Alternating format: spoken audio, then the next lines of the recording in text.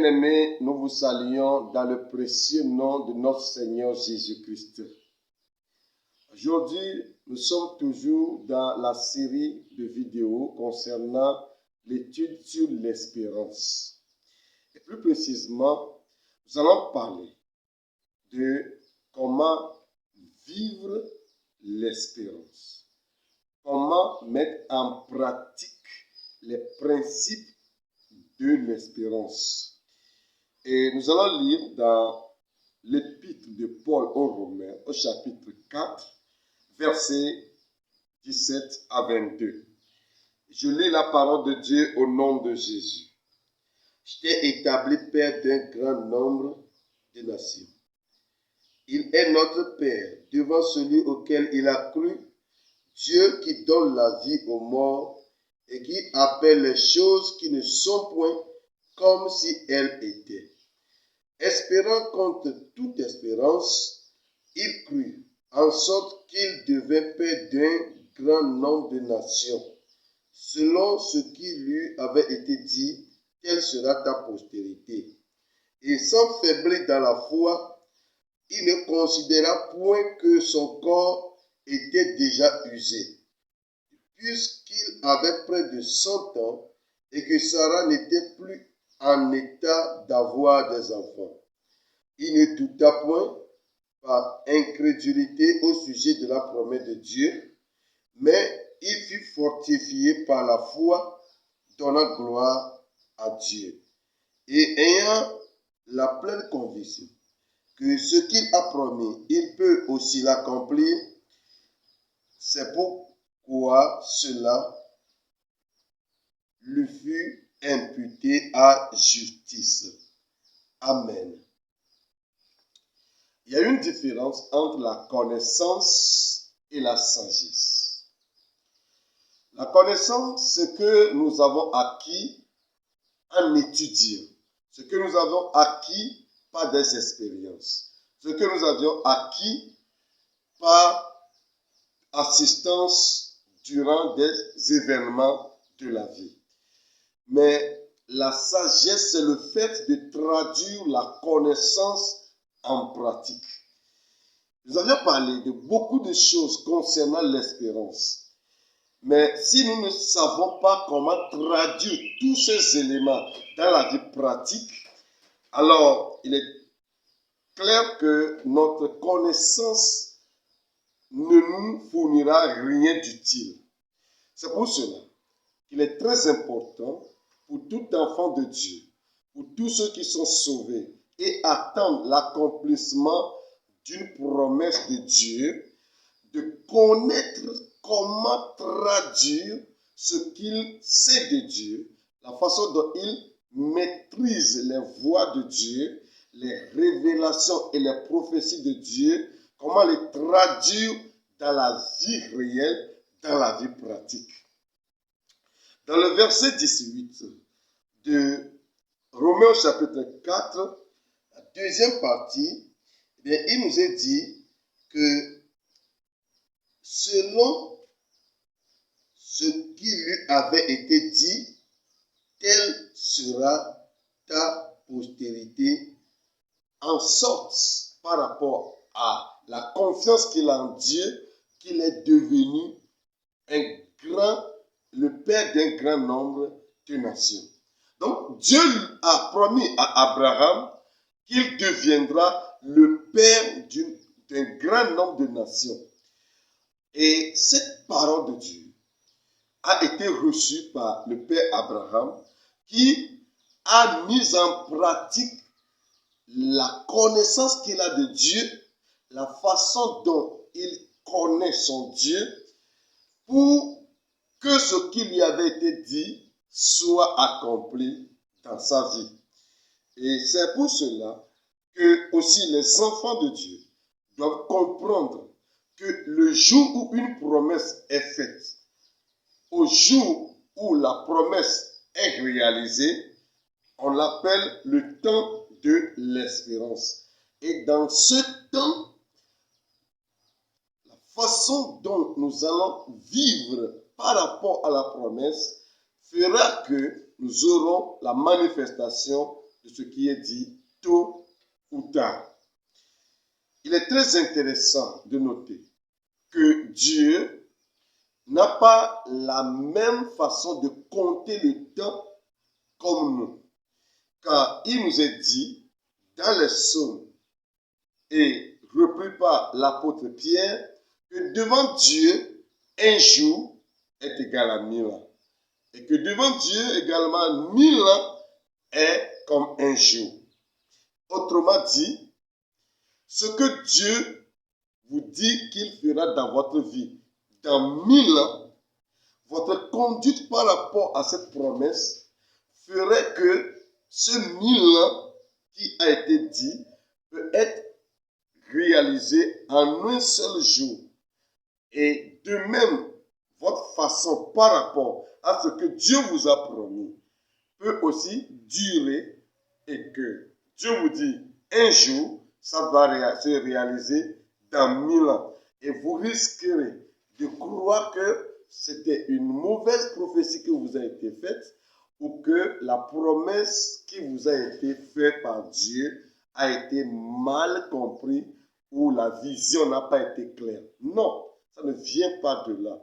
Ça vient de la façon dont vous comprenez comment tenir par rapport à la promesse, comment se comporter vis-à-vis de ce qui vous avait été dit.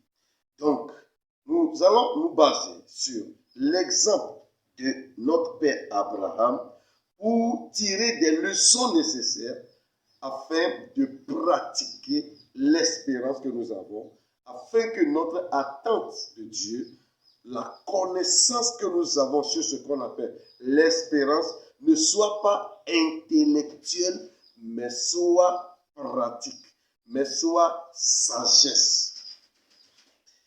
Premièrement, notons que la première conduite pour manifester la réalisation de l'espérance, c'est ne plus se faiblir dans la foi ou ne plus faiblir dans la foi. Qu'est-ce qui pousse les croyants à faiblir dans la foi? C'est la façon de considérer les événements. Je vais le redire. La façon de considérer les événements fait que notre foi peut faiblir.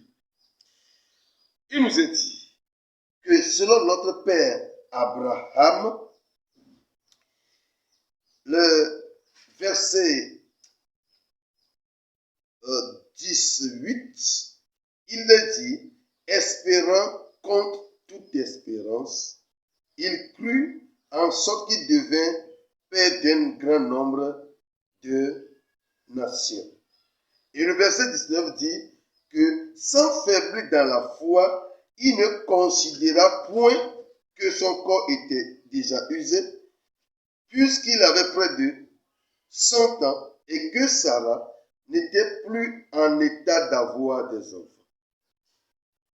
Il n'est pas dit qu'il considéra que son corps est usé, mais que son corps est déjà usé.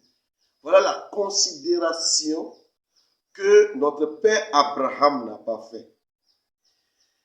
Lorsque les événements arrivent dans votre vie, ça peut sembler comme si ce que Dieu vous a dit ne peut pas se réaliser encore. Parce que le jour où le plan de Dieu est déclaré sur votre vie, l'ennemi se lève immédiatement pour faire de son mieux pour empêcher la réalisation de ce que Dieu vous a dit, dans le seul but que vous arrivez à considérer Dieu comme menteur et impuissant. Souvenez-vous que lorsque le prophète Daniel voulait comprendre quelque chose de Dieu, aussitôt qu'il a commencé à prier, Dieu lui a envoyé la réponse. Mais que certains démons qu'on appelle les princes de Perse ont empêché la réponse. Alors, ça veut dire que l'ennemi est là pour démontrer que votre Dieu n'est pas attentif, que votre Dieu n'exauce pas vos prières, que votre Dieu n'accomplira pas ce qu'il vous a promis. Donc, pour ne plus tomber dans ces manigances, vous devez savoir comment considérer les situations, comment considérer les événements qui interviennent entre le temps de la promesse et celui de sa réalisation. Considérer, c'est se concentrer pour comprendre. C'est fixer les yeux ou l'esprit sur la chose. C'est analyser attentivement une situation. Alors, ce qui veut dire que le père Abraham avait une façon d'analyser sa condition physique et son âge. Et dans son analyse, le père s'est rendu compte qu'il avait près de 100 ans et que sa femme était dans une condition où il n'y a pas moyen d'attendre que Dieu peut encore faire quelque chose. Mais l'Écriture dit qu'il avait la conviction, et Paul précise, il avait la pleine conviction que ce qu'il a promis, il va le faire. Lorsque vous traversez un moment et que vous avez les yeux fixés sur les difficultés, vous faites une analyse, une étude personnelle de ce que vous traversez. Bien-aimés, vous allez être déçus parce que vous allez considérer que l'événement que vous traversez ne peut pas être débloqué. Or, votre Dieu est un Dieu d'impossible. Il est écrit car rien n'est impossible à Dieu. Selon Jean au chapitre 11, verset 39, Jésus se retrouve devant le tombeau de Lazare. Il demande aux filles de Béthanie, c'est-à-dire Marie et Marthe, de faire ôter la grotte et la pierre par laquelle le tombeau a été bouclé. Et les sœurs ont considéré la pourriture du corps, l'odeur du corps en pourriture. Ils ont plus considéré cette odeur.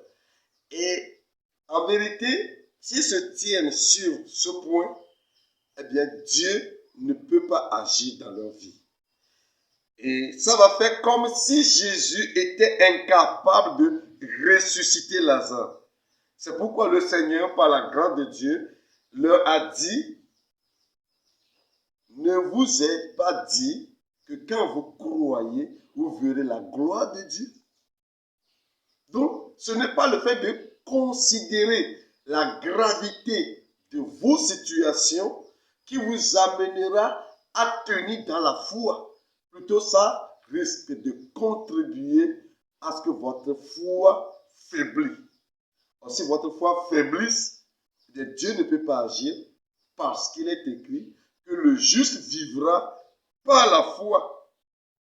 C'est pour cela que Dieu, lorsqu'il parla à Zacharie, dans une révélation, Zacharie a vu 7 chandeliers. Et au-dessus des flammes de chaque chandelier est écrit un mot pour l'amener à comprendre comment se tenir par rapport à la promesse de Dieu pour pouvoir rétablir le temple de Jérusalem. Et selon Zacharie, au chapitre 4, verset 7, il nous est dit qu'il est écrit que ce n'est ni par la force, ni par la puissance, mais par mon esprit.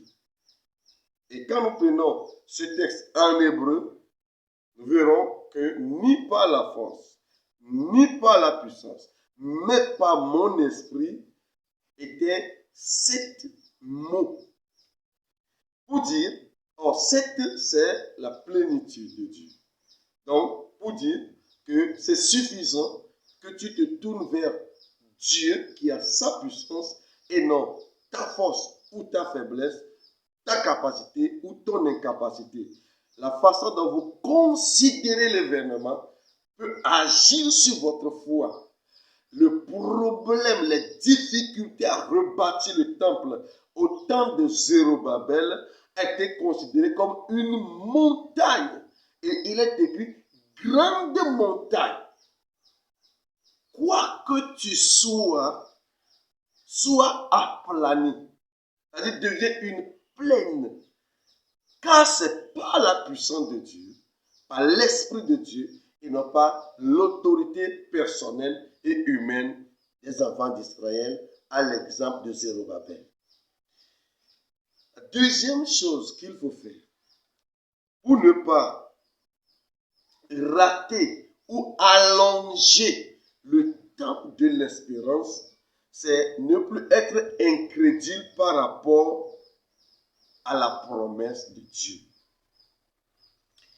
Dieu est puissant et il fait ce qu'il veut. Voilà ce que la Bible nous dit. Quand il dit quelque chose, c'est parce qu'il peut le réaliser. Nous avions vu dans une vidéo passée que pour ne plus rater l'accomplissement de ce qu'il promet, eh bien, notre Dieu rend d'abord digne celui à qui il fait la promesse. En sorte que rien ne vienne de lui pour bloquer l'accomplissement de ce qui est dit. C'est pour cela que, qu'importe le niveau élevé de la promesse que Dieu vous a faite, vous devez accepter, être d'accord avec lui qu'il peut l'accomplir. L'Écriture nous dit que la promesse qui est faite à Abraham, à un moment donné, il n'était pas devenu incrédule par rapport à cette promesse. Au contraire, il fut fortifié dans la foi en donnant gloire à Dieu. Que veut dire donner gloire à Dieu? Donner gloire à Dieu, c'est démontrer par la foi que ce qui se passe dans ma vie est toujours sous le contrôle de Dieu. Que ce n'est pas l'ennemi qui est en action dans ma vie, qui est le dominateur dans ma vie, qui contrôle ma vie. Mais ce qui arrive est toujours sous la puissance de Dieu. La Bible nous dit, dans le livre de Lamentations, que est-ce qu'un malheur peut arriver si Dieu ne l'autorise? Alors, comprenez ceci. Est-ce que quelque chose peut arriver si Dieu ne l'autorise? Est-ce que quelque chose va au-delà du contrôle de Dieu dans votre vie? Je crois personnellement à l'exemple de notre Seigneur Jésus-Christ. Dans Jean au chapitre 17, versets 1 à 4, où le Seigneur dit, glorifie ton Fils afin que ton Fils te glorifie. Autrement dit, démontre que le fait que je vais être arrêté, passé au tabac, crucifié, mort, enterré, toutes ces choses, c'est toi, Dieu, qui est toujours au contrôle et non l'ennemi. Et de cette façon, Dieu va glorifier son Fils en faisant quoi? En le ressuscitant à la fin. Donc, rendre gloire à Dieu, c'est par la foi reconnaître que ce qu'on traverse, ce qui nous arrive, est sous le total contrôle de Dieu. Dans Jean chapitre 9, versets 1 à 3, Jésus voit de loin un aveugle né. Et ses disciples lui disent, est-ce que cet aveugle a péché pour devenir aveugle de naissance ou ce sont ses parents qui ont péché? Jésus dit, non, ce n'est pas qu'il a péché. Les hommes voient toujours le péché en tout. Les hommes voient toujours l'ennemi en tout. Mais c'est pour révéler les œuvres de Dieu. C'est-à-dire, c'est pour que la gloire soit rendue à Dieu. Cela ne veut pas dire que Dieu fait venir des problèmes dans nos vies pour enfin donner une solution pour que nous le glorifions. Non. Cela voudrait dire tout simplement que cet enfant est né aveugle, non pas parce que quelqu'un a péché, mais que maintenant je suis là pour accomplir l'action de Dieu dans sa vie. Donc, nous ne glorifions pas le malheur, mais nous glorifions Dieu qui domine et contrôle les temps difficiles pour accomplir ce qu'il nous a promis. La troisième chose, c'est agir en s'appuyant sur la fidélité de Dieu par rapport à sa promesse. Dans le verset 21, il nous est dit ceci. Et ayant la pleine conviction que ce qu'il promet, il peut aussi l'accomplir. C'est-à-dire qu'il a le pouvoir. Au lieu qu'Abraham prend son temps pour toujours méditer sur son âge, l'état de sa femme, plutôt il s'appuie sur ce que Dieu peut faire. Donc quand vous êtes convaincu de ce que Dieu peut faire, ça transformera même votre façon de prier et votre manière d'attaquer les situations difficiles. Parce que vous savez que votre Dieu est capable de changer, de transformer les choses. J'ai résumé la puissance de Dieu en 2 points. Premier point, Dieu est capable de créer ce qui n'existe pas. Deuxième point, Dieu est capable de restaurer ce qui est en destruction. Dieu a créé le monde est tombé dans le péché, il a envoyé Jésus pour restaurer sa création. Donc, la puissance de Dieu s'opère en ces 2 points. Et quand vous êtes convaincu de cette vérité, le temps de votre espérance, sera agréable pour vous, malgré les épreuves qui peuvent vous empêcher de croire. Le dernier point que je voudrais parler avec vous, c'est la capacité à accepter que la voix de Dieu dans votre vie est plus forte que la voix des difficultés, des moments difficiles que vous traversez. Quand l'Écriture nous dit ici, verset 18, espérant contre toute espérance.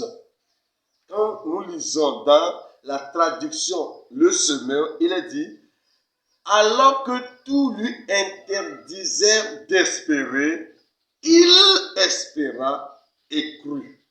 Alors ce qui veut dire que bien sûr, les moments difficiles vont intervenir dans votre vie. Ne l'oubliez pas, tant que nous sommes dans ce monde, que l'âme n'a pas reçu sa rédemption, que le corps n'a pas encore reçu sa rédemption à l'avènement du Seigneur, il y aura toujours des moments difficiles. Mais votre Dieu est capable d'agir. Donc tout peut interdire dans votre vie d'attendre encore que Dieu peut faire quelque chose.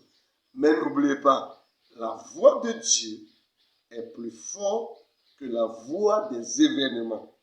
Bien-aimés, que le Seigneur vous bénisse, que la main de Dieu soit avec vous et que tout ce que Dieu vous dit, que vous soyez capable d'attendre, de raccourcir le temps d'accomplissement et de vivre en donnant gloire à Dieu, en attendant que tout ce qui vous est promis s'accomplir dans votre vie. Que le Seigneur vous bénisse au nom de Jésus. Amen.